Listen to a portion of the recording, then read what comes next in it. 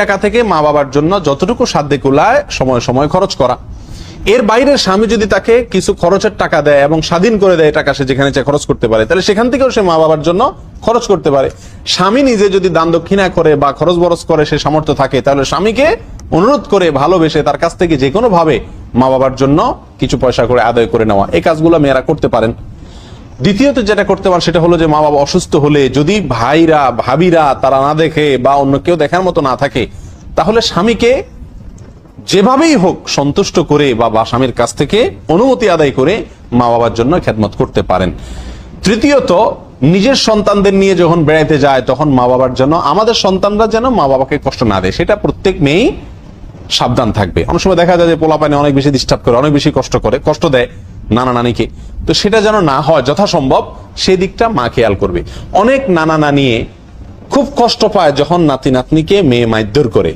এই জন্য প্রত্যেক মেয়ের উচিত বিয়ের পরে মা বাবার প্রতি সদাচরণ অংশ হবে, তার কোনো আচরণ দ্বারা যেন মা বাবার কষ্ট না হয়। সাধ্য অনুযায়ী সে করবে, যতটুকু সাধ্যে আছে। এটা তো সাধ্যে আছে যে আপনি আপনার সন্তানকে মারধর করবেন, সন্তানের নানা নানির সামনে করিয়েন না, যদি তারা কি পায়, মনে কষ্ট পায়, আড়ালে করেন।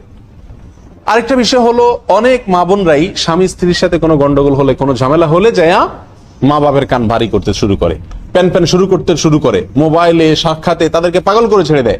মা বাবা হিসাবে তারা কষ্ট পান। এই জন্য মেয়েদের বিয়ের পড়া উচিত স্বামীর সাথে যত উল্টাপাল্টা হোক, যত কষ্ট হোক, শ্বশুরবাড়ির লোকেরা যত কষ্ট দেখ, যদি মা বাপকে বললে সমাধান হবে মনে হয় তাহলে বলা, আর যদি বললে সমাধান হবে না, শুধু তারা অস্থির হবেন, আরো কষ্ট পাবেন, তাহলে সেক্ষেত্রে তাদেরকে সেগুলো না বলা।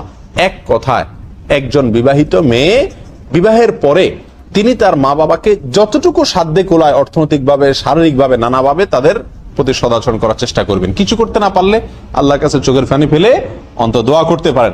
ফোনে ভাবিকে বুঝাইতে পারেন, বোনকে বুঝাইতে পারেন, কাছের লোকদেরকে বুঝাইতে পারেন আমার মা বাবার প্রতি খেয়াল রাখি।